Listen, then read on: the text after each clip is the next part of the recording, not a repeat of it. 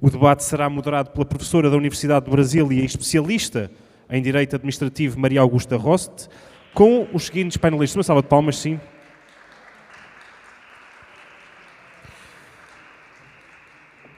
Com os seguintes membros do painel. E chamo a palco a advogada Anelise Pérez.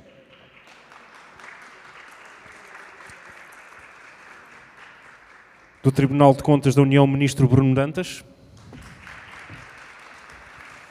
Cristiana Fortini, Presidente do IBDA e líder InfraWomen na parte de arbitragem e outros meios de prevenção e solução de conflitos.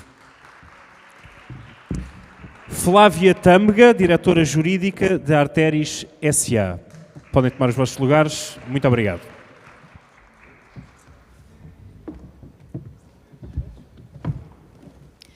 Bom, boa tarde a todos. Eu me chamo Maria Rost. É uma grande honra estar aqui hoje. Eu quero agradecer o convite na organização do evento, na pessoa do professor Clésio Fonseca. É uma grande honra estar aqui nesse painel formado por pessoas que eu tanto admiro.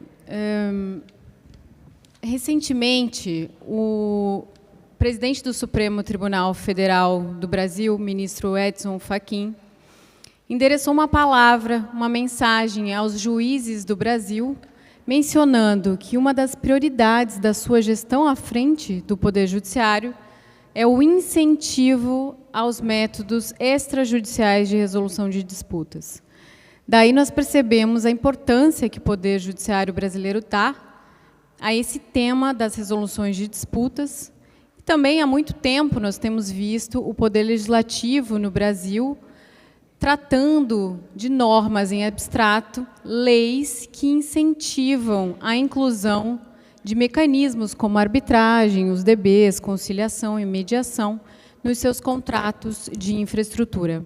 O mesmo pode ser dito também quanto ao Poder Executivo no Brasil, com a criação de diversas instituições que promovem a resolução extrajudicial de disputas, inclusive como um mecanismo, um incentivo à captação de investimentos estrangeiros nesses contratos de infraestrutura.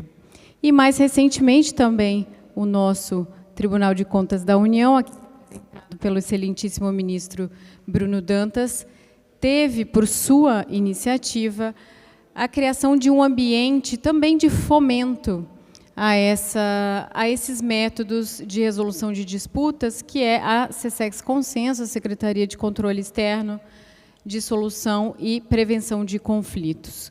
Então, nós vemos que o Brasil caminha em uma regulação contratual relacionada à resolução de disputas de forma acelerada. Então, esse é o propósito do nosso painel hoje, falar do futuro da regulação desses contratos de infraestrutura no que tange à questão da resolução de disputa. E aqui, eu gostaria, desde logo, de passar a palavra para o ministro Bruno Dantas para endereçar essa experiência do Tribunal de Contas da União com relação à SESEX Consenso. Muito obrigada, ministro. Obrigado, boa tarde. Quero cumprimentar a organização do evento. Eu estou me sentindo absolutamente confortável nessa mesa aqui, repleta de mulheres talentosíssimas, mulheres competentíssimas e que aqui em Lisboa podem reverberar para a Europa e também para o Brasil essa vocação que nós temos de formar bons quadros femininos para lecionar e pontificar em temas relacionados ao direito público. Por isso, eu saúdo a nossa mediadora, doutora Maria Rost, também minhas companheiras aqui de painel, a diretora jurídica da Arteris, Flávia Tâmega, a professora Cristiana Fortini, presidente do Instituto Brasileiro de Direito Administrativo, e a doutora Anelise Pérez, advogada. Quero fazer uma saudação muito especial aos meus amigos aqui do FIB, especialmente o professor José Roberto Afonso, e também, claro, cumprimentar o embaixador do Brasil aqui em Portugal, meu queridíssimo colega, ministro emérito do TCU, Raimundo Carreiro, ministro Benjamin Zimler, que, doutora Maria Rost, eu já antecipo, se por um lado eu tive a felicidade de impulsionar essa agenda do consensualismo no Tribunal de Contas da União, o Brasil teve a sorte de a Nossa Senhora da Boa Distribuição fazer com que os primeiros casos da SESEX Consenso fossem distribuídos a este homem que está aqui na primeira fila, o ministro Benjamin Zimler, que foi relator de casos importantíssimos, casos ultra complexos e que, graças ao seu descortinho, graças à sua inteligência, graças a essa maturidade profissional, mas também acadêmica, conseguiu colocar as bases para que o consensualismo tivesse no Tribunal de Contas da União um ambiente profícuo, um ambiente fértil. Também um abraço carinhoso ao meu amigo ministro Reinaldo Soares e a todas as senhoras e todos os senhores. A pergunta, de certa forma, já me induz ao caminho que eu gostaria de trilhar na minha resposta, mas eu vou reservar a segunda parte dessa minha exposição, doutora Maria Rost, ao presidente da Agência Nacional de Transportes Terrestres, nosso Guilherme Tel, um dos quadros mais ascendentes da burocracia estatal, na medida em que tem levado um bafejo de cultura jurídica e também de inovação a uma agência que, historicamente, trazia consigo um déficit de governança, mas eu posso dizer que nos últimos 10 anos a Agência Nacional de Transportes Terrestres se destacou pela velocidade com que aperfeiçoou os seus processos internos de decisão e hoje já figura como uma das melhores e mais bem avaliadas agências reguladoras do nosso país. Então, eu vou separar a minha exposição em duas partes. Na primeira, eu vou contar um pouco da experiência da SESEX Consenso, e na segunda parte eu vou falar um pouco que essa é verdadeiramente aquilo que eu gostaria de dizer aqui, que eu vou lançar uma tese, já anuncio que eu escrevi um artigo com isso que eu vou falar na segunda parte da minha exposição, que deve ser publicado no jornal O Globo nos próximos dias, mas isso é só um teaser que eu estou lançando aqui. A segunda metade da minha exposição vocês vão entender o que pretendo. Mas falar um pouco do que foi o pano de fundo que inspirou a criação da SESEX Consenso. Eu cheguei ao Tribunal de Contas da União em 2014 e, naquele momento, o TCU ainda não tinha sido presidido pelo ministro Raimundo Carreiro, mas o TCU passava por uma transformação muito profunda, muito importante.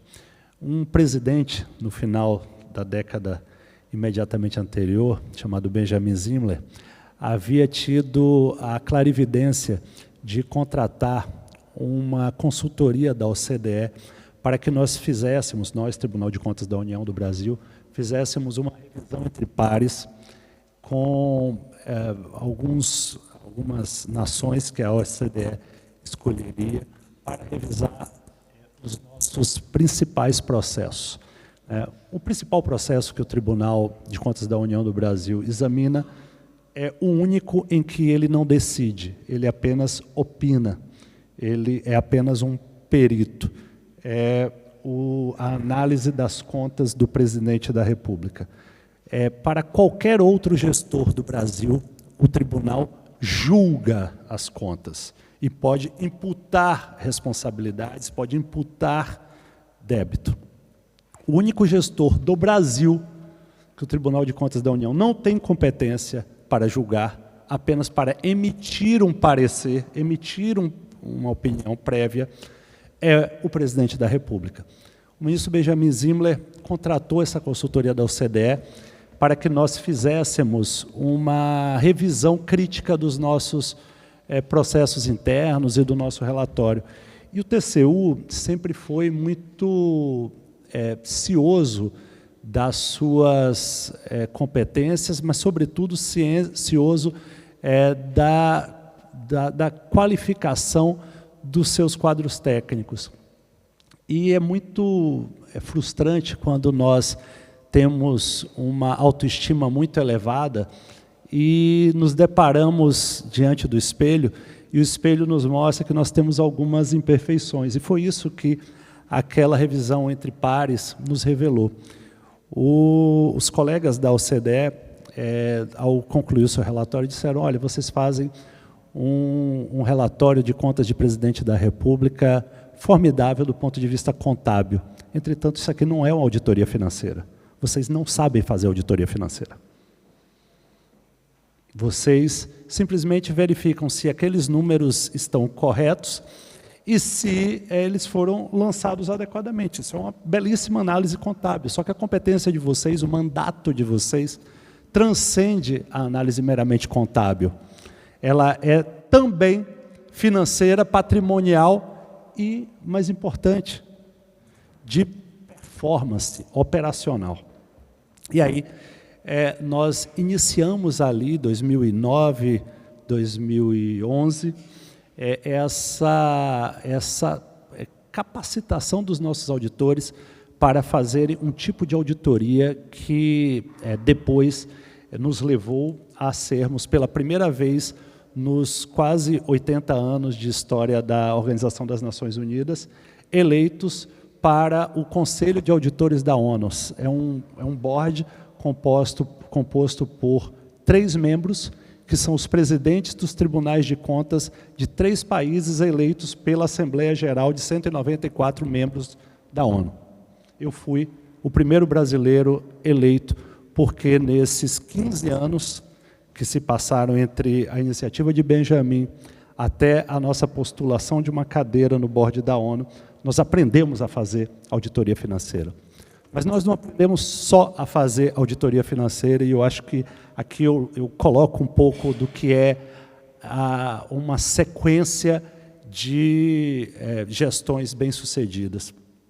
O tribunal, também na presidência de Benjamin, inicia um movimento que culmina, alguns anos depois, com uma completa reformulação da estrutura das unidades técnicas do TCU.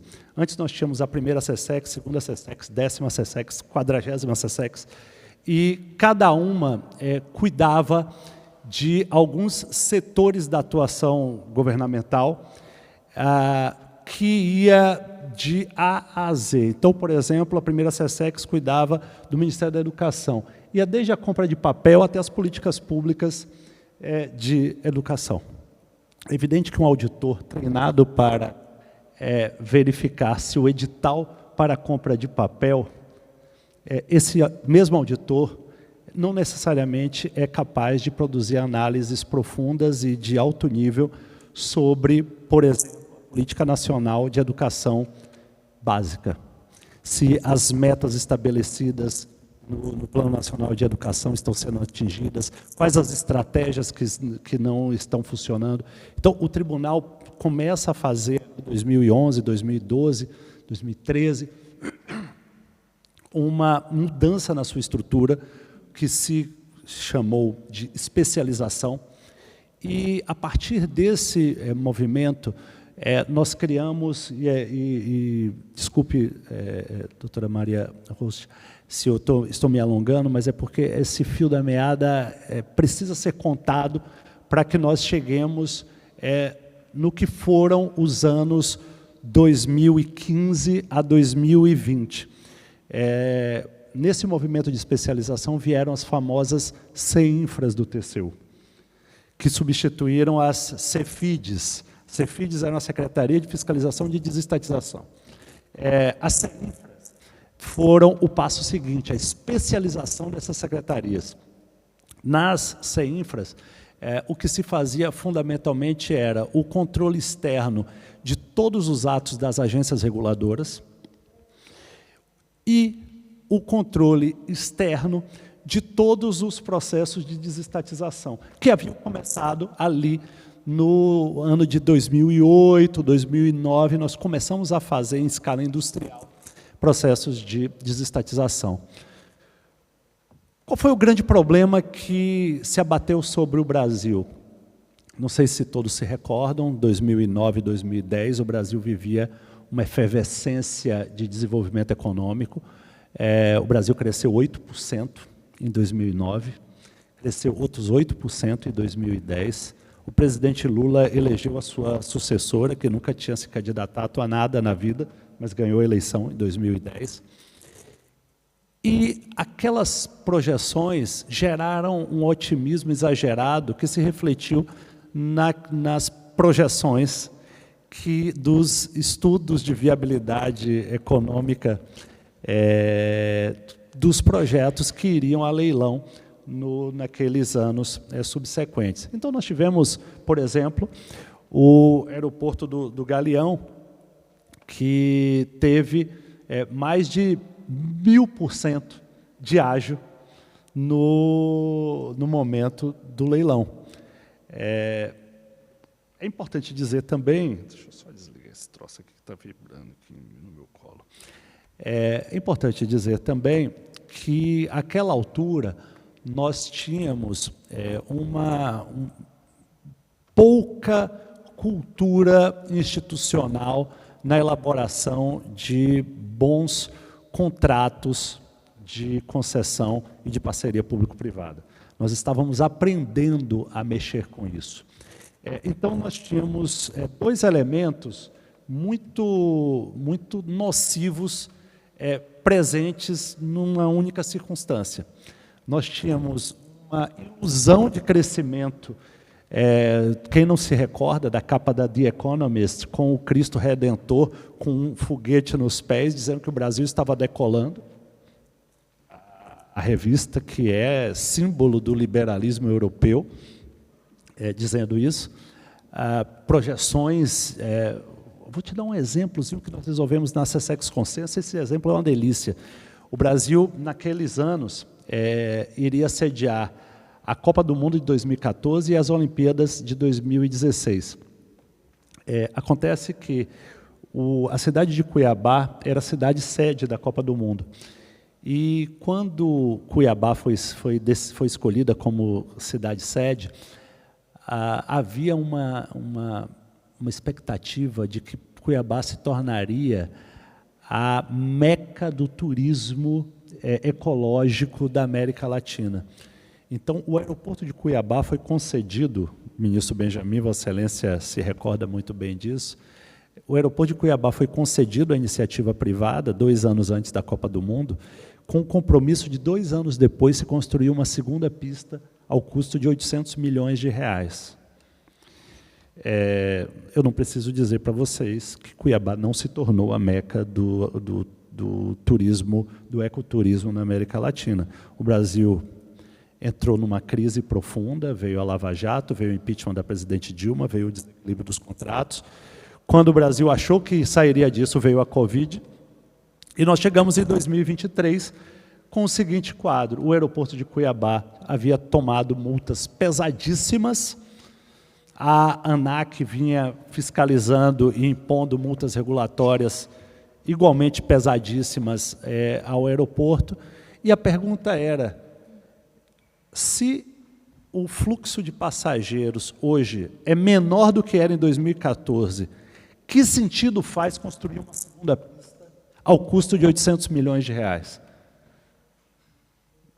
A teoria dos contratos incompletos nem precisa ser invocada para dar resposta a essa pergunta. Eu gosto de dizer que a teoria dos contratos incompletos, ela parte de uma premissa básica. Uma cláusula que obrigue uma das partes a uma obrigação absurda, ela é inexigível. Por que num contrato administrativo essa cláusula seria exigível? Aí eu respondo. Porque no Brasil nós temos órgãos de controle que, por excesso de zelo, muitas vezes, por uma certa visão de que todas as outras instâncias do Estado, que não o próprio órgão de controle, são impuras ou têm os seus pecadilhos. Então, o órgão de controle, ele exerce o seu poder com rigor máximo. E aí o que acontece? Aqueles gestores que estão vendo que aquela obrigação é absurda e a quem caberia temperar a obrigação para não constranger uma das partes a uma obrigação impossível, aquele gestor ou aquela agência reguladora simplesmente deixa de tomar a decisão. Fala assim, não, olha, se eu vou tomar a decisão aqui e vou puxar a responsabilidade daquela concessionária para mim, para o meu CPF, então eu não decido. Se vocês quiserem, levem ao judiciário, ministro Reinaldo, que eu prometo nem recorrer, mas o juiz é que tem que dizer, eu não digo isso. Então, percebam que a especialização que foi necessária para forjar auditores ultra especializados em infraestrutura, também foi responsável por uma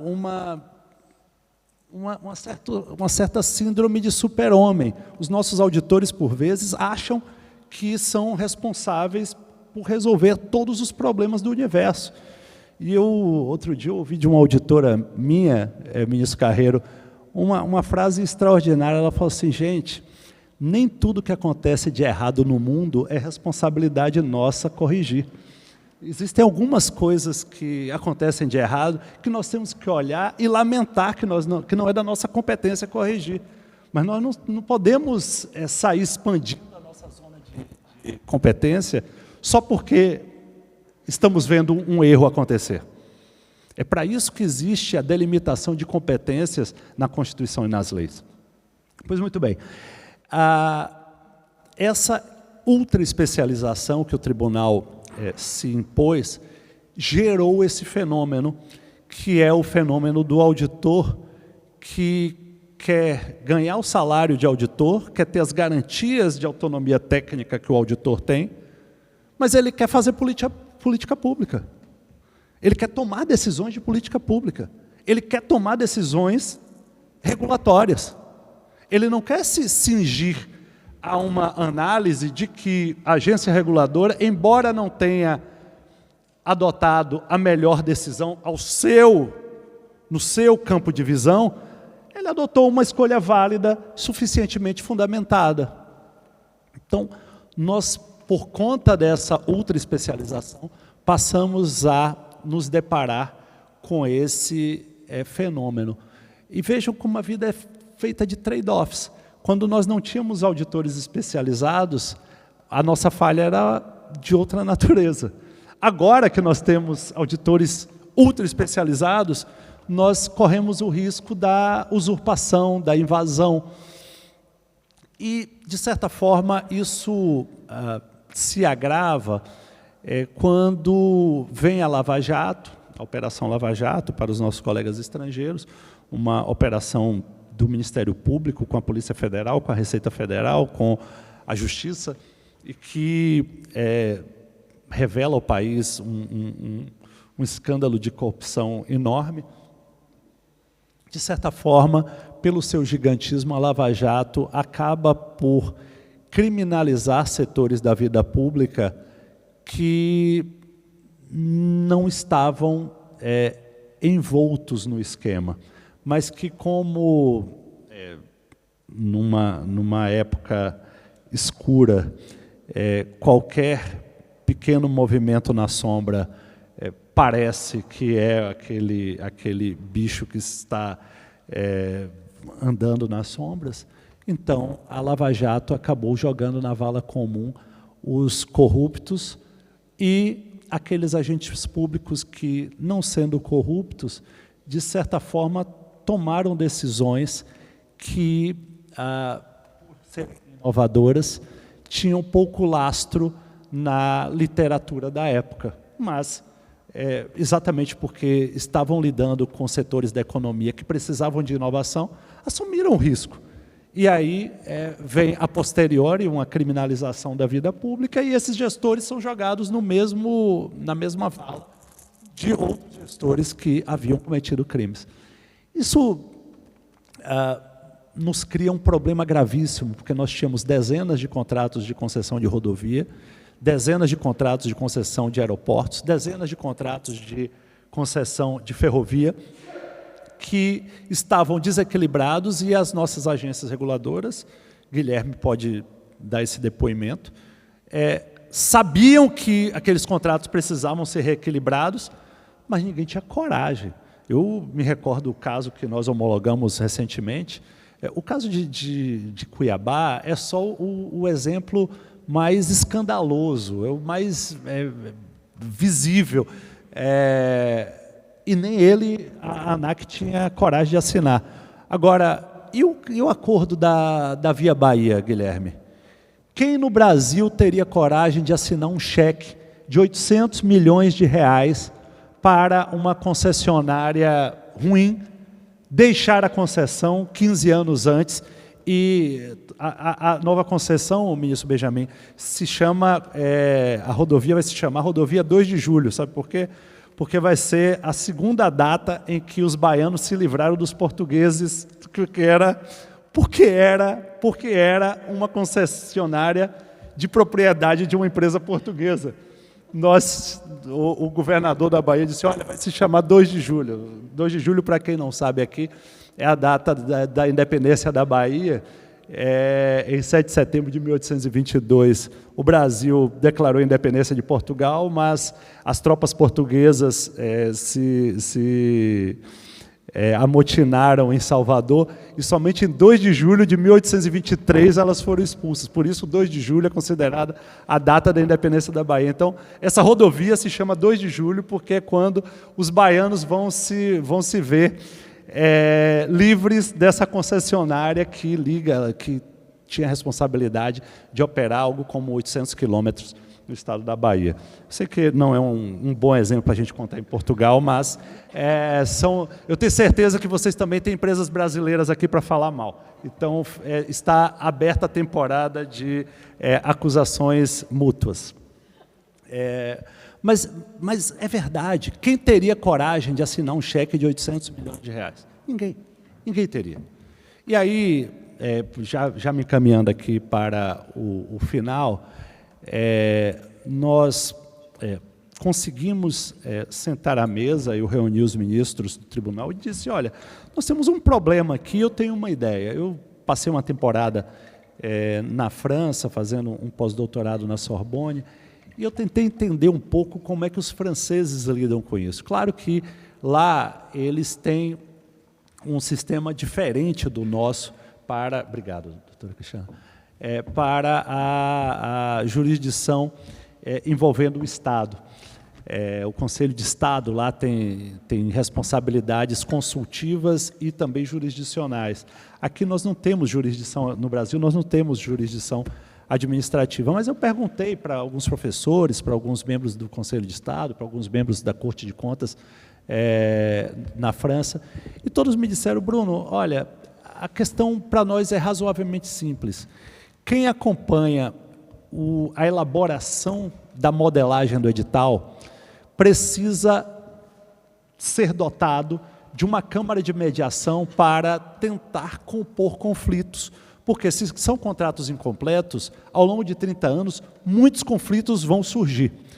E nada melhor do que quem testemunhou a elaboração do contrato para sediar uma câmara de mediação que consiga minimamente compor aqueles conflitos que irão surgir.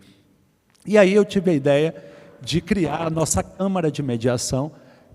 No tribunal, se eu ousasse chamar de câmara de mediação, provavelmente eu seria apedrejado, mas eu decidi colocar o nome de Secretaria de Controle Externo, que nem é secretaria, nem é de controle externo, mas de Solução Consensual e Prevenção de Conflitos. Essa secretaria, na verdade, é composta por auditores concursados, mas que estão ali não realizando trabalho de controle externo, tanto é que todo o ferramental que nós temos de controle externo é inaplicável nessa secretaria.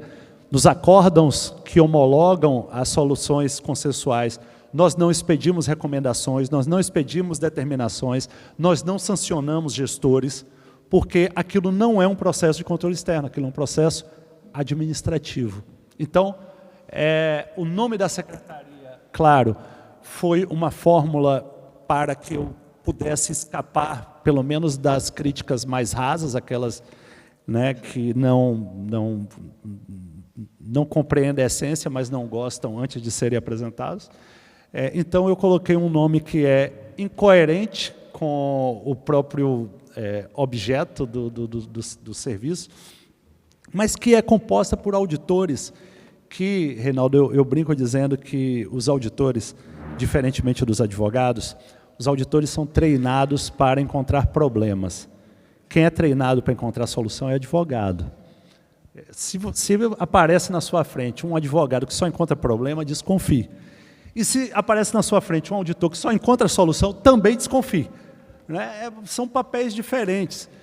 Mas nós temos lá no tribunal auditores que conseguem enxergar problemas e conseguem enxergar como lidar com aqueles problemas de acordo com o interesse público, endereçar soluções dentro do ordenamento jurídico. E foi assim que nós estruturamos a CSEX Consenso. Os números são impressionantes. Nós já homologamos 20 acordos no plenário. Eu peguei os últimos números. Nós, em volume de ativos, nós estamos falando de mais de 300 bilhões de reais de ativos examinados por essa secretaria. Não estou falando de benefício direto, mas de ativos examinados. E aí, eu agora prometo que nesses últimos 2 minutos eu concluo. E aí nós, agora que estamos zerando o estoque de problemas do passado que vinham se arrastando, eu penso que é hora de olhar para frente, e foi por isso que eu decidi fechar essa minha exposição com essas últimas palavras, dado que o tema do nosso painel é o futuro da regulação. Eu entendo que os nossos diretores de agências reguladoras, eles são exigidos demais e nós entregamos garantias de menos para eles. Os diretores de agências, eles exercem uma função quase jurisdicional, porque regulação, na acepção estrita, tem muito a ver com jurisdição, com um agravante.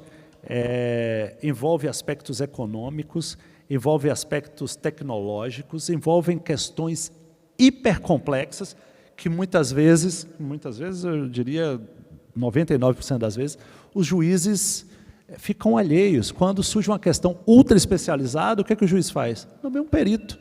O perito que elabore o laudo e ele vai analisar o laudo do perito, eventualmente vai interrogar o perito. Mas o juiz não é obrigado a entender daqueles assuntos, o diretor de agência é. E nós entregamos nada de garantias para esses servidores públicos. E eu, Benjamin é testemunha, Carreiro também, e eu tenho me debatido muito no plenário do TCU, e eu estou anunciando de público que eu vou escrever um artigo sobre isso e vou passar a defender isso sistematicamente no plenário do TCU. Eu entendo que os diretores de agências, embora não sejam magistrados, eles deveriam se beneficiar de um regime jurídico que protege a independência dos magistrados, que é a impossibilidade de responsabilização por culpa.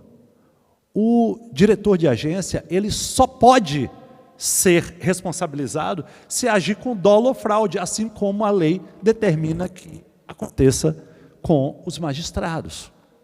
Agora, como é que nós compatibilizamos isso com um avanço institucional? E aí é o complemento da minha tese.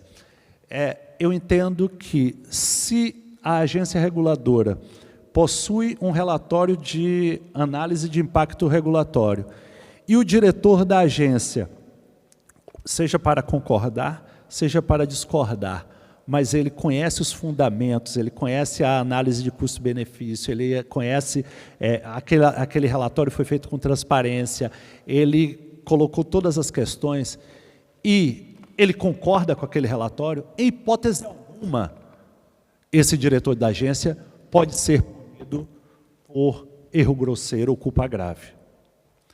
Se ele discorda da avaliação de impacto regulatório, desde que ele se desincumba racionalmente, de maneira robusta, do ônus argumentativo de mostrar, seja um distinguishing factual, jurídico ou contextual, tampouco ele pode ser responsabilizado, porque a razão, que é o elemento necessário para se fazer esse tipo de análise, é incompatível com a responsabilização por erro grosseiro.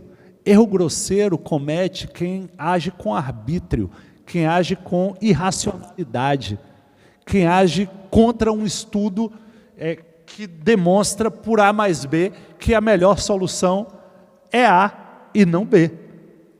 Portanto, e aqui eu encerro, eu penso que o futuro da regulação passa por esses espaços que eu acredito que tenha conseguido sintetizar aqui. Primeiro, uma especialização que tire o controle da ignorância.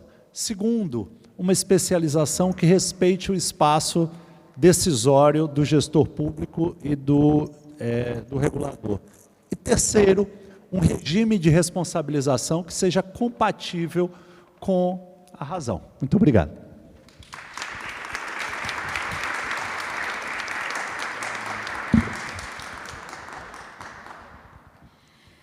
Ministro Bruno Dantas, muito obrigada por sua exposição.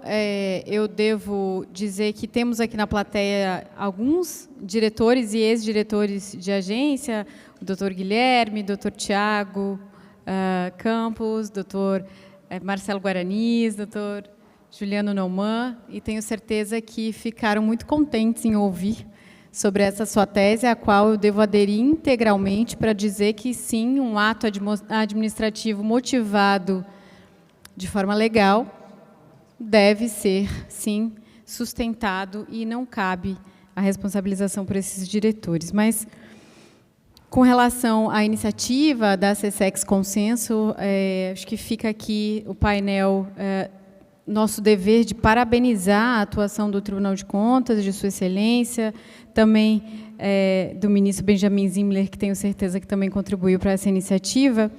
E eu passo desde logo a palavra, então, para a doutora Flávia Tâmega, diretora jurídica da Arteres, que atua no setor de rodovias no Brasil, agora para dar a sua posição com relação também a SESEX Consenso e outros meios de resolução de disputas sob a perspectiva do agente privado. Obrigada. Olá, boa tarde a todos e a todas. É um prazer estar aqui, uma honra estar compondo esse painel com profissionais que eu admiro tanto, em especial o ministro Bruno Dantas. Sou muito admiradora do seu trabalho. Uma saudação especial também ao Guilherme, que é nosso companheiro aí de lutas diárias, né, na regulação, ao ministro Benjamin Zimler também, e a todos os demais presentes. Eu tenho trabalhado no setor de rodovias, de concessão de rodovias, há mais de 20 anos, especificamente 25 anos este ano, completei. Então, devo dizer a vocês que eu vivi muita história nesse setor, né? E eu vou convidá-los aí a gente fazer uma viagem no tempo. Vamos voltar lá ao final dos anos 90, início dos anos 2000, onde os primeiros contratos de concessão estavam sendo colocados no mercado. O ambiente era completamente desconhecido, o perfil dos investidores era completamente diferente do que nós temos hoje, eram construtoras que se juntavam para fazer as obras, em especial, não se sabia o que era uma concessão de longo prazo. Os contratos, se a gente fala hoje em contratos incompletos, imaginem o que eram os contratos de primeira etapa de concessão, eram contratos absolutamente cheios de lacunas e deficiências mesmo, até pela falta de conhecimento na regulação, né? Não existiam agências reguladoras, as agências reguladoras vieram posteriormente a esses contratos, né? 2001, 2002, a Artesp, a NTT foram criadas. E é óbvio, quando todo o processo de evolução do marco regulatório, ele tem um período de maturidade, tanto por parte dos agentes públicos quanto por parte dos privados também. Os contratos naquela época não tinham mecanismos de solução de conflito. Existia o foro do judiciário para resolver conflitos. Imaginem levar uma disputa contratual para o judiciário, né? A complexidade que é um contrato de concessão, as disputas do dia a dia de um regulado e de um regulador para o judiciário. Então, o que nós tivemos aí ao longo de anos, de 15 anos praticamente, disputas judiciais por falta de tomada de decisão. E também, até por um incentivo, como o ministro Bruno Dantas comentou, por parte dos agentes públicos na judicialização. Não vou decidir, não quero decidir, entre no judiciário e o juiz decide essa questão para nós. Então, era algo muito frustrante, sob o ponto de vista do investidor privado. Trazia uma insegurança jurídica muito grande naquela regulação contratual, ao mesmo tempo em que tornava as disputas longas. Uma disputa com um grau de complexidade, por exemplo, de um reequilíbrio econômico-financeiro complexo, leva, no mínimo, 10 anos para ser resolvido no judiciário.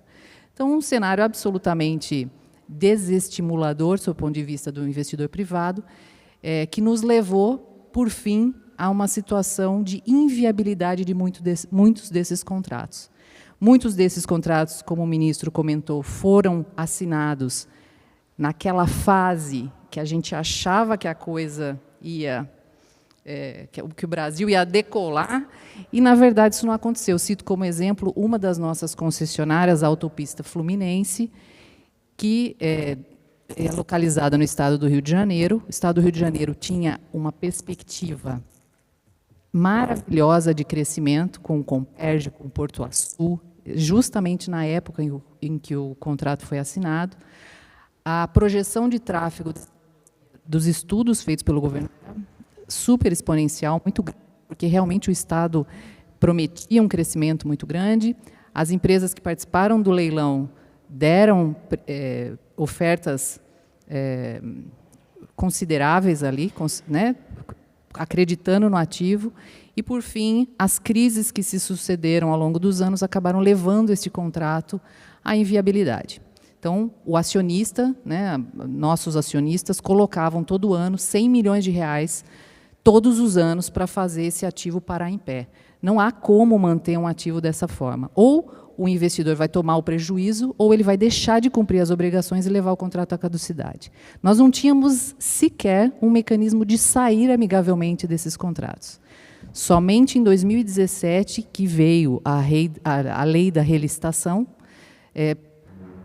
promovendo ali uma forma de saída amigável, que também, imediatamente, muitas concessionárias começaram a aderir, por desespero mesmo, vamos sair desses contratos, porque a gente não aguenta mais sangrar.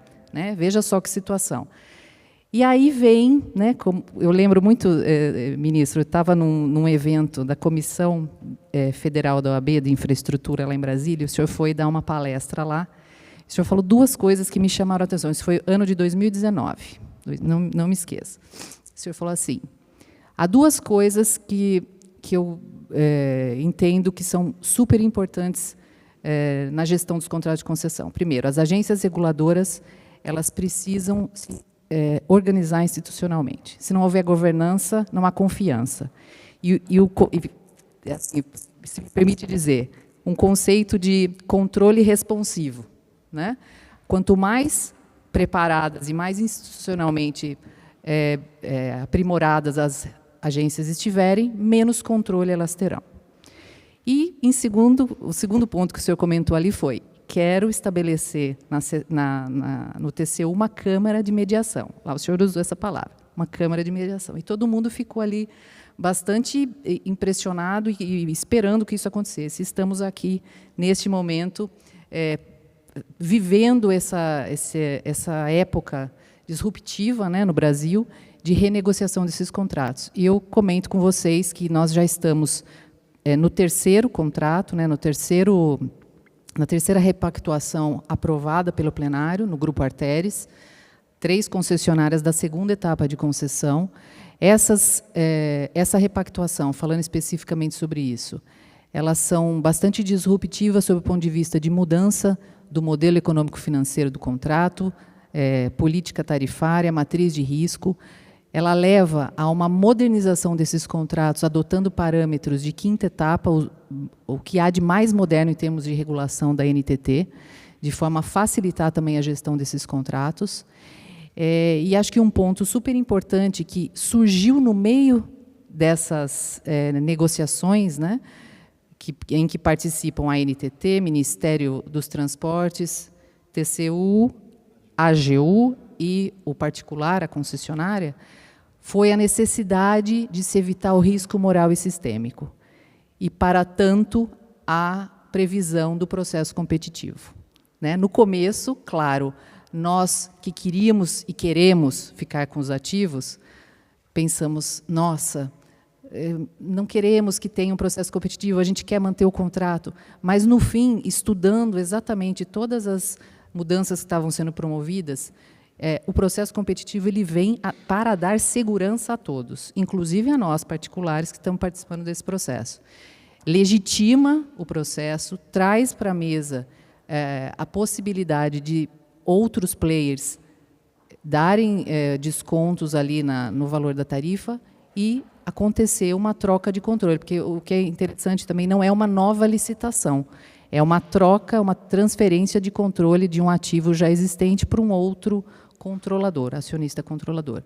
Então, isso é algo também bastante disruptivo, não existia no regulamento jurídico, está sendo criado dentro de um ambiente de sandbox regulatório, está sendo aprimorado a cada processo, nós já fizemos mudanças desde o primeiro processo, nós já estamos da NT, acho que já é o 5º processo, então já vem sofrendo essas evoluções. Né? Então, isso tudo é muito interessante, eu acho que eu vivi esses 25 anos para viver este momento, e estou muito feliz, acho que é um momento muito promissor para a infraestrutura brasileira, nós temos bilhões e bilhões de reais em obras que vão ser feitas de maneira rápida, de maneira estruturada, com contratos sustentáveis. Obrigada, gente. Flávia, muito obrigada por sua intervenção. Acho que você traçou de forma muito objetiva e simples o histórico do consensualismo no setor de rodovias, que é hoje tido no Brasil como o setor que mais avançou na resolução de disputas, na regulação dos contratos. Né? Falar em processo competitivo hoje é algo que talvez seria impensável há 5 anos atrás. Né? Então, com isso, eu gostaria de passar a palavra também para a Anne Elisa Pérez. Por favor. A primeira vez que eu falei sobre processo competitivo na sala do lanche do TCU, o Benjamin ficou de cabelo em pé. Ele falou, mas como você vai fazer uma licitação, uma emulação de licitação, sem ter lei para isso?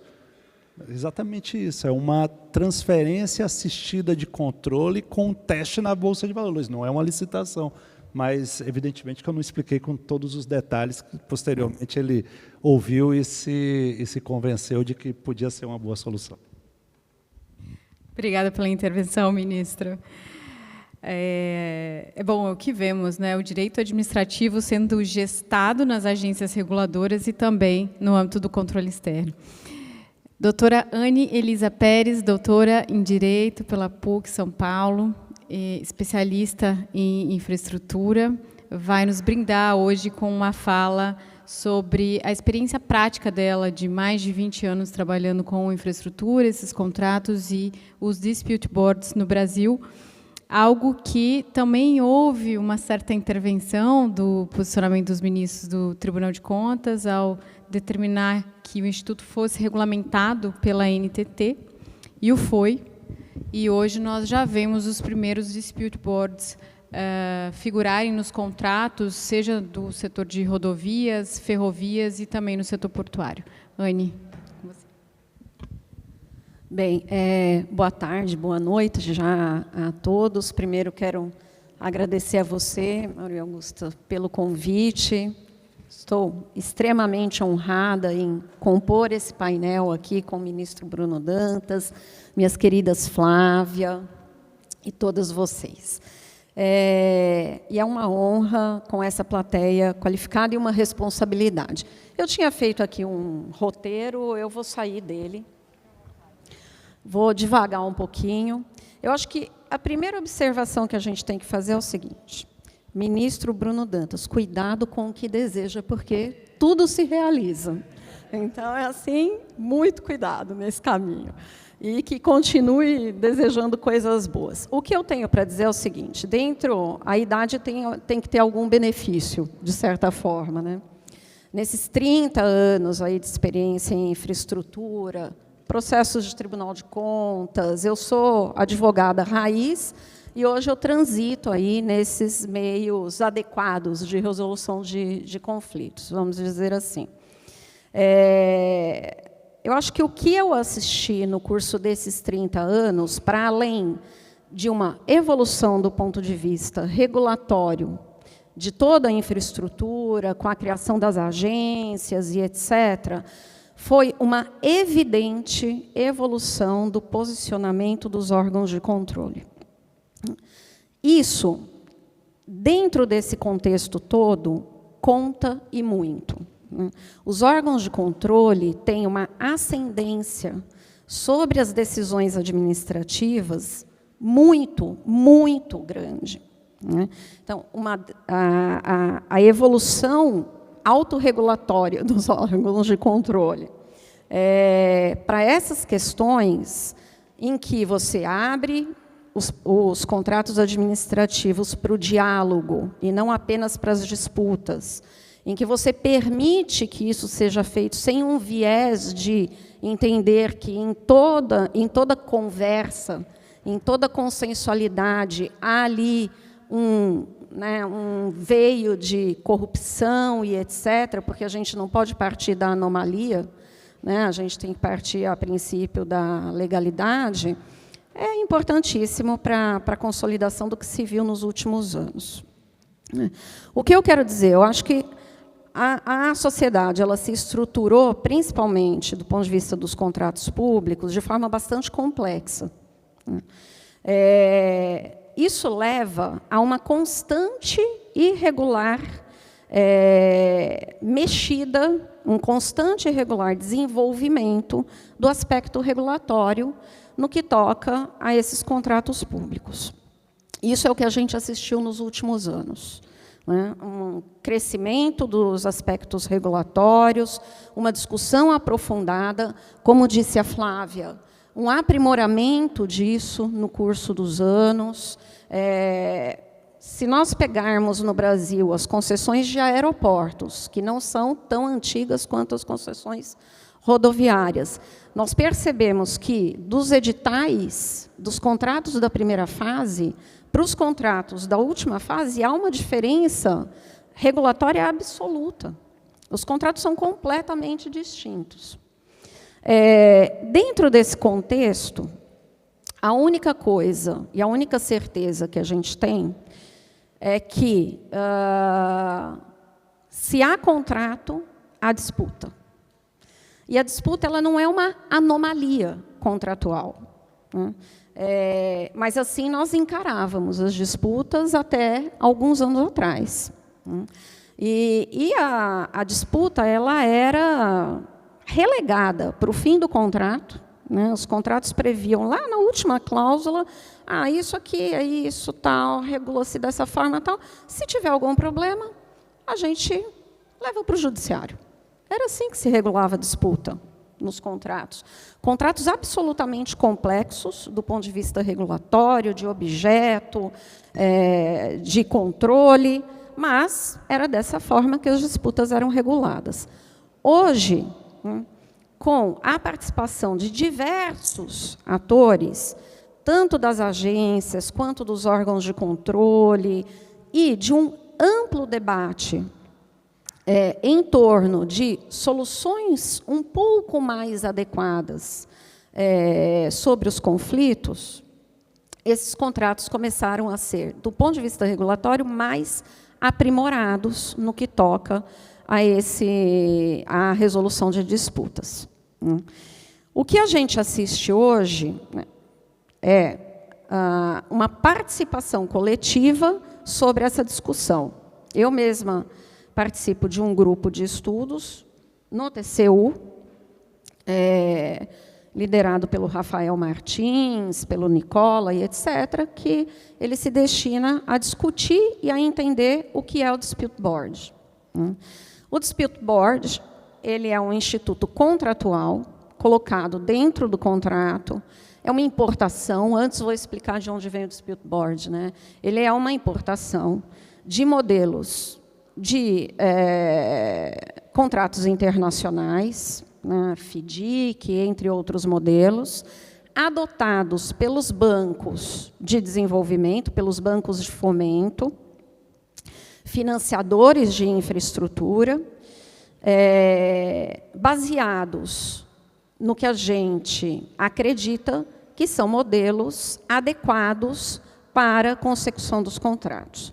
A gente está tratando aqui, ao final, de contratos dos quais decorrem a eficiência para aquele objeto contratado. Os bancos internacionais acreditam nesses modelos. Quando ele injeta recursos para uma contratação, para uma concessão, ele obriga o ente público a adotar esses modelos automaticamente, Dispute Board, arbitragem, mediação, às vezes por meio de cláusula escalonada. A arbitragem é um método heterocompositivo. Eu vou para a arbitragem quando eu tenho briga. Eu já estressei o contrato e etc. O Dispute Board, não. Ele é um instrumento contratual, tem natureza contratual, e a ideia é que ele seja preventivo. Ele trabalha para além disso, na verdade, né? Ele trabalha como um meio de fazer com que as partes no contrato dialoguem sobre as questões de forma constante e, com isso, diminuam o estoque de conflitos que, via de regra, você guarda para ser resolvido no final do contrato. O que gera, via de regra, uma estagnação do contrato e leva ao que a gente assistiu aí há alguns anos, né, à falência do contrato. Muito bem. Dentro dessa perspectiva, o que nós tivemos do ponto de vista regulatório no Brasil? Eu posso dividir em fases, né? Eu entendo o seguinte, que a gente teve uma primeira fase da questão regulatória dos conflitos nos contratos no Brasil, da importação silenciosa, né? Aí ali de 2000 a 2015. Né? Esses métodos, eles eram usados, adotados pelos contratos públicos, mediante obrigação e exigência dos bancos de fomento. A aplicação era restrita, absolutamente restrita a grandes obras e não tinha base legal própria. Ou seja, a gente praticou Dispute Board de uma forma um pouco torta, é verdade, mas praticou Dispute Board e arbitragem por um longo tempo, né, por 15 anos praticamente, sem regulamentação. Os defensores do Dispute Board dizem o seguinte, não precisa ser regulamentado. Você pode adotar o Dispute Board, tocar o Dispute Board, a ideia é uma desregulamentação, na verdade, o ideal é que não tenha regras e etc. Não condiz com a realidade brasileira. Até porque, onde a gente mais vai aplicar os Dispute Boards são em contratos públicos, e o ideal é que ele esteja ali, presente nos contratos, como instituto adequado de resolução de conflito, de forma bem regulada e adequadamente regulada. E, nessa linha, eles funcionavam, então, dentro dessa primeira fase, como institutos privados dentro do contrato público.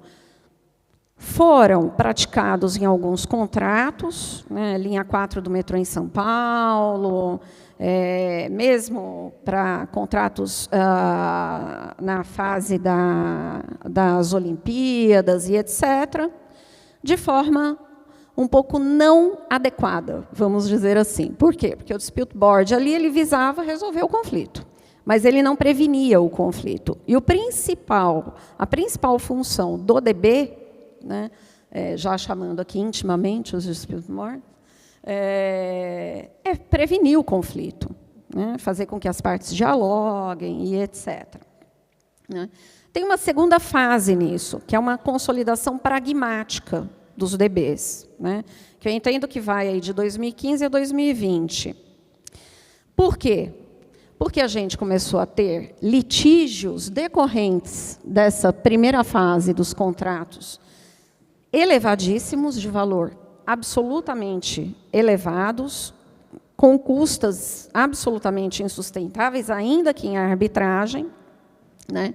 Mas o TCU inicia um apoio institucional a mecanismos preventivos. Eu lembro que quando eu fui fazer um mestrado sanduíche na Itália, fim de 2019, começo de 2020, eu voltei logo antes da decretação do lockdown, né, da pandemia. Quando eu cheguei no Brasil, eu montei, junto com o pessoal do Instituto de Engenharia lá em São Paulo, um congresso para tratar de arbitragem e etc. E eu tentei, junto com uma das organizadoras, convidar alguém do TCU para vir falar de arbitragem. Ninguém aceitou. Ninguém. Acabou que nós colocamos lá uma pessoa do Tribunal de Contas do Estado de São Paulo, que também não sabia nada de arbitragem, mas topou. Mas, enfim, não consegui montar esse painel. Então, a gente tem aí, nessa fase, as concessionárias e órgãos públicos usando o DB, porém ainda numa fase bastante precária, vamos dizer assim. Aí a gente tem a virada legal, né? Depois de jornadas de direito administrativo, jornadas de soluções alternativas de conflito e etc., vem a Lei 14.133, que prevê ali, modestamente, no artigo 151, a utilização de arbitragem, dispute board e mediação para os contratos públicos. A gente tem efetivamente e evidentemente uma virada legal e institucional com o advento da Lei 14.133. Né? Por quê? Porque aí a gente positiva os dispute boards, né?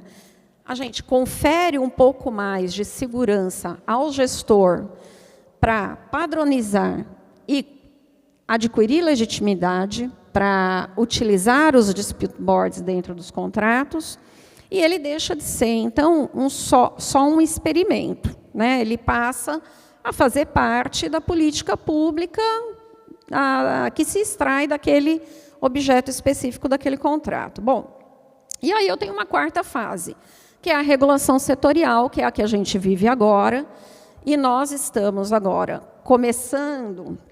Eu não posso falar que tem um amadurecimento completo do uso da ferramenta, eu acho que nós estamos no curso desse amadurecimento, né? A gente tem uma regulamentação pela ANTT, o Estado de São Paulo, nos novos contratos de concessão, eu presido um desses DBs, num contrato grande de concessão, que foi um problema em São Paulo, que é o Rodoanel Norte, né? Ele usa o DB está implantado, é um DB de acompanhamento e decisório. Né? Todos os contratos de concessão da última fase na Artesp em São Paulo têm a previsão de dispute board. Então, a gente está começando uma nova fase na resolução de conflitos, né?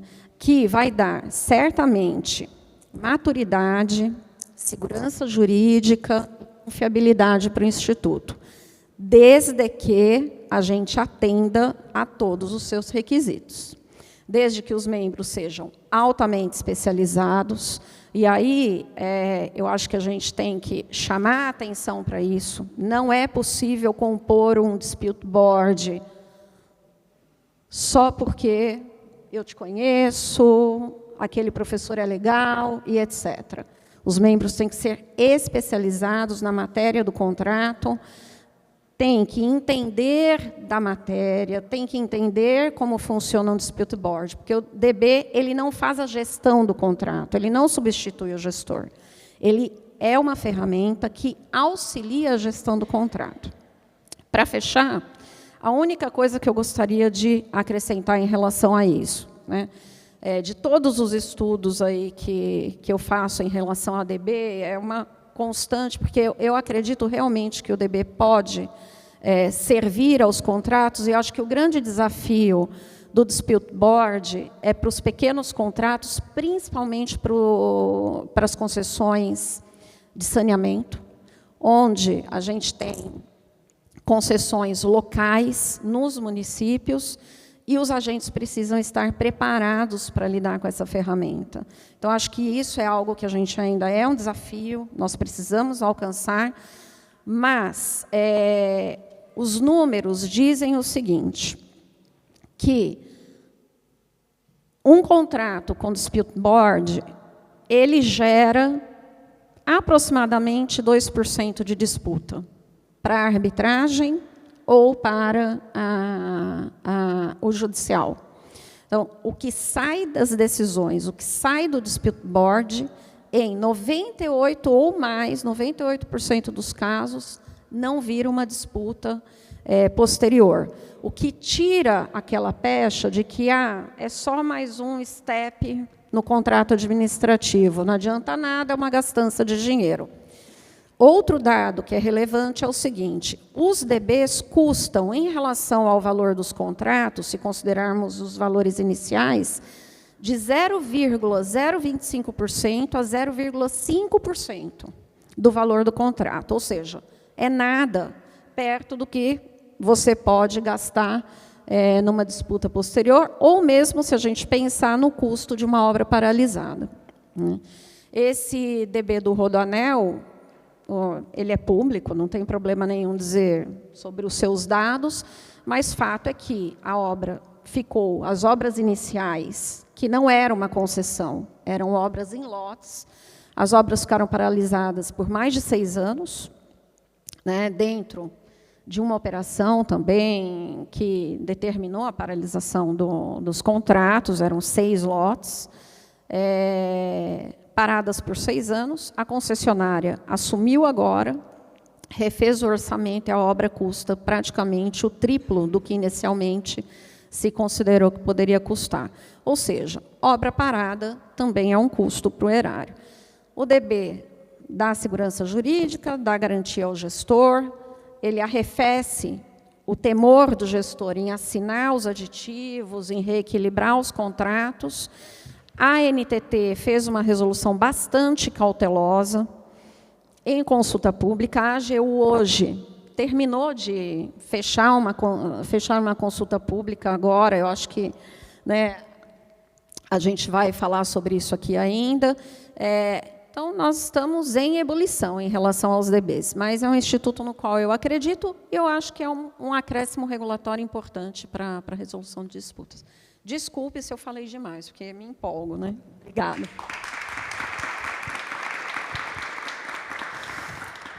Anne, muito obrigada por sua intervenção. Acho que o próximo passo, de fato, quanto aos DBs, é a gente pensar nesse custo de transação, né? Quando que esse DB é importante existir nos contratos de concessão, nos contratos de obra, e pensar isso de uma forma ampla para que a gente possa ter os setores onde a gente tem custos afundados muito grandes, bem atendidos, né? Mais uma observação, existe um PL hoje em tramitação no Congresso Nacional, que trata da regulamentação dos DBs, e também a consulta pública, que acabou de se encerrar na AGU, que vai ser o tema da fala da professora Cristina Fortini, doutora em Direito e professora da Universidade Federal de Minas Gerais. Obrigada, doutora. Boa tarde a todas e a todos. Quero primeiro agradecer à FIB o convite para participar desse encontro.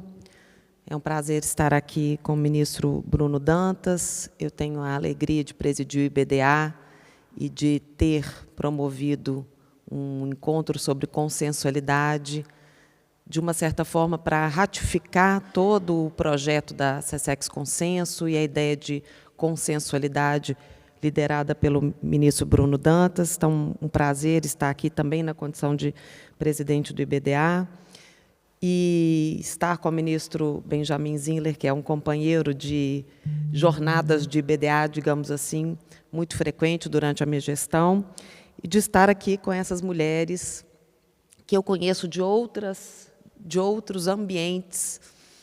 Para além do IBDA, nós participamos do InfraWoman, né? E eu sucedi a Annelise na coordenação do grupo de estudos, digamos assim, né? Da liderança ligada à arbitragem, dispute board. Então, Flávia e Annelise, Anne, Elisa, porque a gente tem que raciocinar, porque você vai no Annelisa ou no Anne, Elise, é Anne, Elisa, são anos que toda vez que eu vou falar, eu tenho que pensar antes de falar. E também com a Maria Augusta, é um prazer estar aqui com todos vocês. A questão do dispute board é realmente, talvez, um dos temas mais efervescentes, né? Aqui o Guilherme, que é Minas Gerais, emprestou para a Administração Pública Federal, mas um dia vai cobrar de volta, porque a gente não pode deixar essa pérola, esse diamante, para falar em Minas Gerais, vamos falar em diamante, para sempre na órbita federal.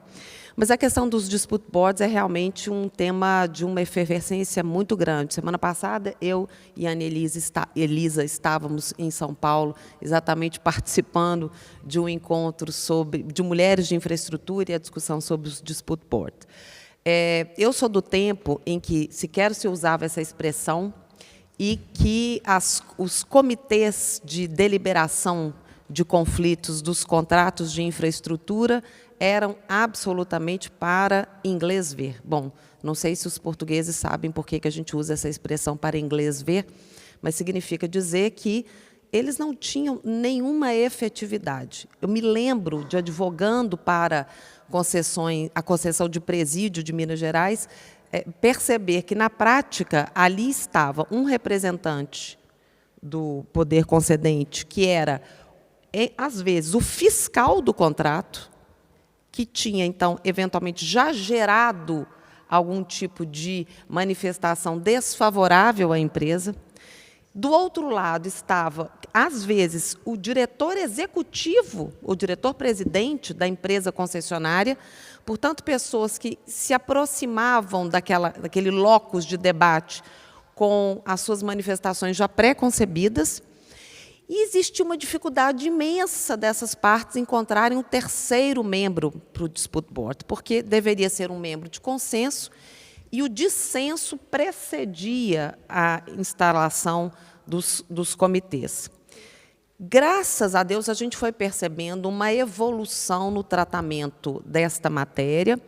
Não só a manifestação da AGU consagra isso, como uma das versões do PL substitutivo da atual Lei de Concessões e de PPPs previa essa necessidade de que os membros dos dispute boards fossem, de fato, escolhidos, não porque têm uma relação de proximidade, mas muito antes, pelo contrário, diametralmente oposta à ideia inicial, fossem pessoas que mantivessem uma relação de independência, imparcialidade e que estivessem aptas a agregar informações, dados, visões que pavimentassem, então, um encontro de uma solução mais acertada para aquilo. E, felizmente, esta ideia ela foi ganhando musculatura, foi se tornando uma engrenagem. Nós temos, hoje, constituições de dispute boards que se distanciam desse momento. Mas, comentando especificamente sobre a consulta pública da AGU, não é algo desimportante, merece e mereceu ser objeto de contribuições tanto do IBDA quanto também do InfraWoman, né, exatamente dessa liderança vocacionada a mecanismos alternativos ou adequados de soluções de conflitos, e as duas entidades, tanto o InfraHuman como o IBDA, apresentaram, então, uma pretensão, ou observações que têm a pretensão de tornar esta ideia da AGU uma ideia que, de fato, converse com o que o mundo da infraestrutura espera. E, quando eu digo mundo da infraestrutura, eu não estou falando apenas das empresas concessionárias, que são protagonistas do mundo da infraestrutura, mas aquilo que, de fato, tem a ver com os estudos nacionais e internacionais sobre o tema. E é mais apetitoso, eu acho, apresentar aquilo que nos parece, e estou falando a mim, não necessariamente ao IBDA, fazendo alusão ao IBDA ou ao InfraHuman, mas que, a mim, parece demandar ainda um aperfeiçoamento. Eu ando um pouco preocupada com a ideia de que as pessoas que pertençam ao Dispute Board, os integrantes, os membros do Dispute Board, possam ser tratados de maneira não profissional.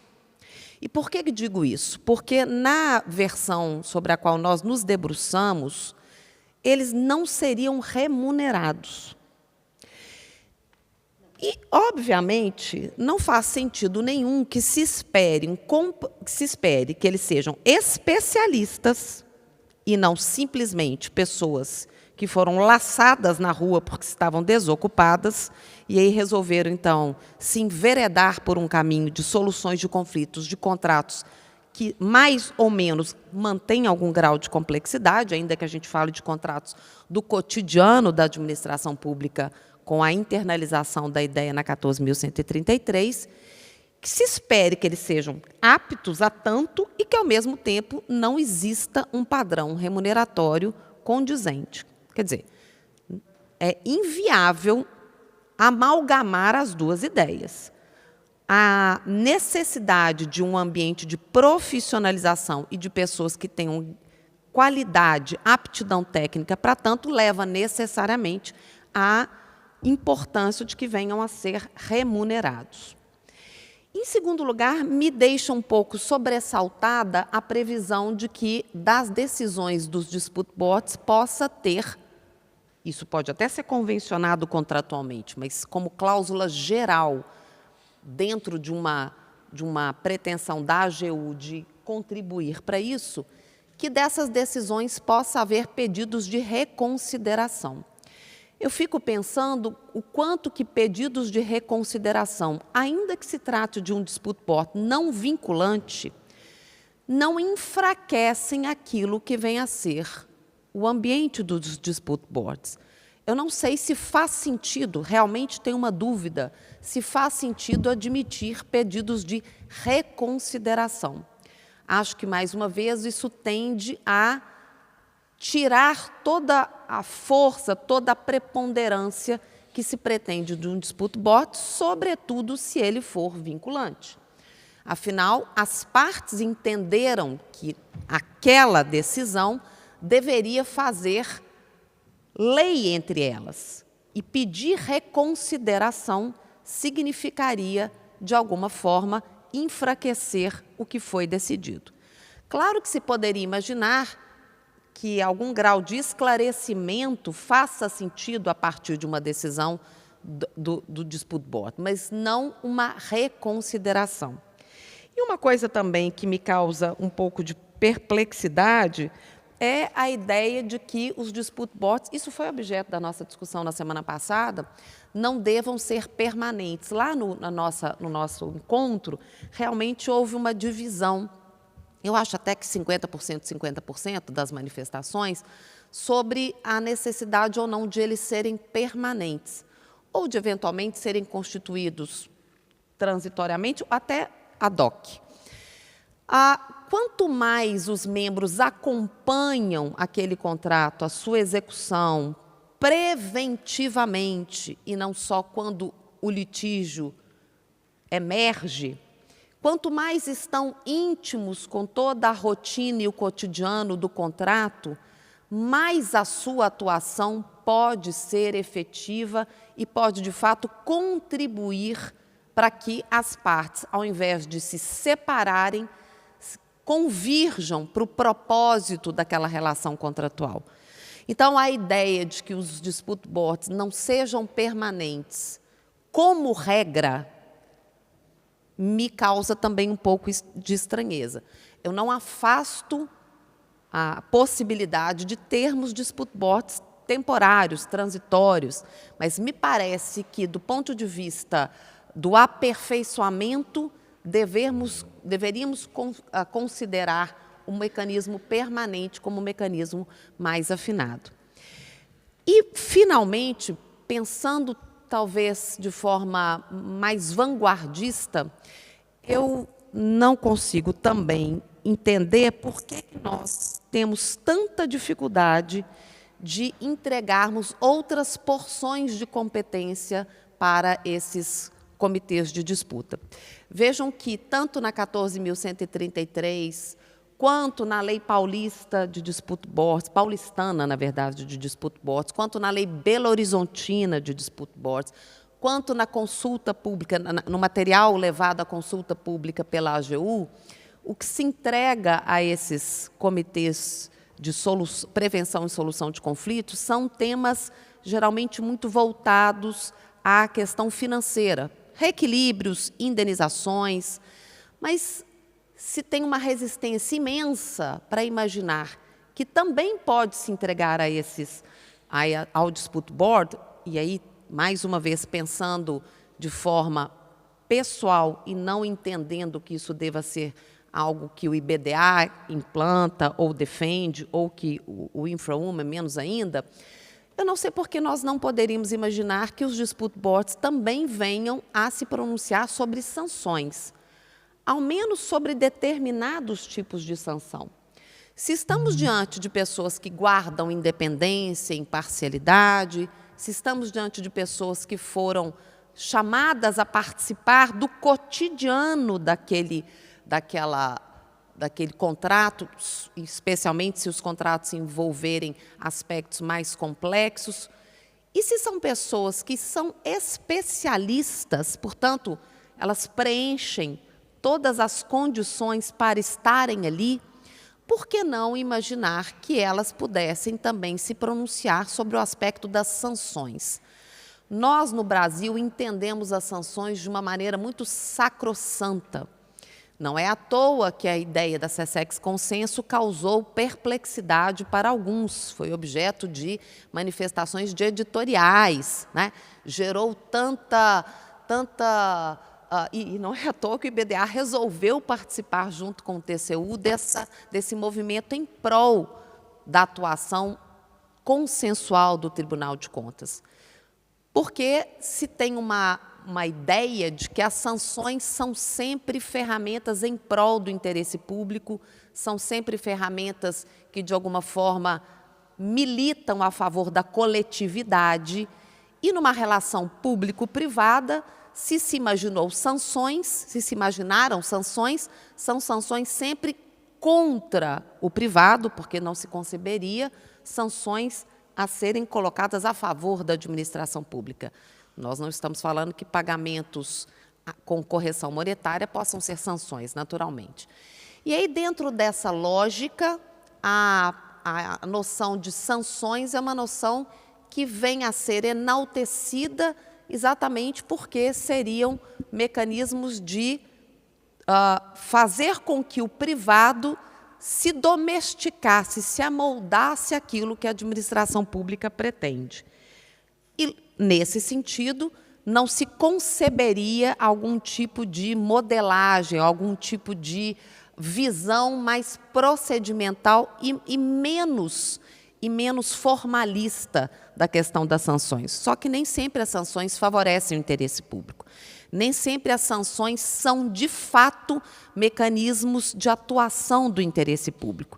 E nem sempre a aplicação de sanção numa relação público-privada vai fazer com que o privado realize aquilo que a administração pública entende que é devido. Primeiro, porque tem sempre um efeito rebote para a própria administração pública, que sofre, às vezes, o impacto dessa sanção.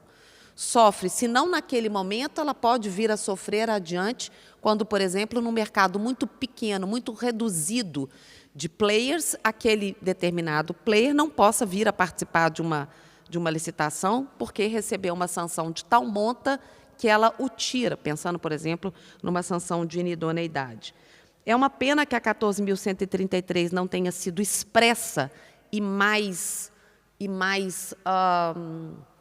audaciosa em trazer essa ideia de acordos substitutivos de maneira clara, mas ela o faz de maneira indireta com a menção à LINDB.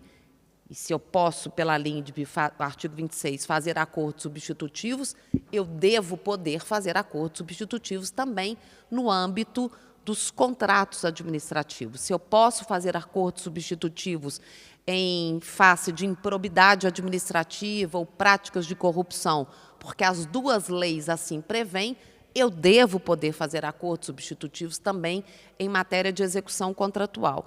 E acho que, dentro dessa lógica, também seria possível conceber que os dispute boards previssem ou tangenciassem ou, de alguma forma, se manifestassem sobre sanções e sobre acordos substitutivos. Acho que isso fortaleceria, daria ainda mais corpo, daria ainda mais robustez aos dispute boards, mas nós não estamos nesta página da história ainda. Nós não estamos, pelo menos do ponto de vista legal expresso, e a AGU não se movimentou nesse sentido ainda, tratando de matérias que fiquem para além da gestão financeira dos contratos, mas matérias que também pudessem envolver a prática das sanções. Eram essas as minhas colocações. Quero agradecer mais uma vez a possibilidade de estar aqui com vocês. Muito obrigada.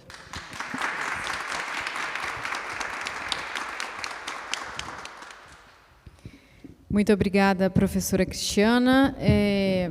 Dessa fala final, creio que é possível observar com facilidade o quanto a regulação dos contratos de infraestrutura passa pela regulação também das disputas inerentes a esses contratos. E o que muita gente não sabe, e já que estamos no exterior, é importante mencionar, é que o Brasil é um dos países do mundo que tem uma legislação mais avançada na regulação de disputas em contratos públicos. Então, com isso, e diante do adiantado da hora, eu agradeço a todos que participaram desse painel. Muito obrigada a todos vocês que ficaram até aqui. Cumprimento a todos na pessoa do ministro Benjamin Zimler. Boa noite.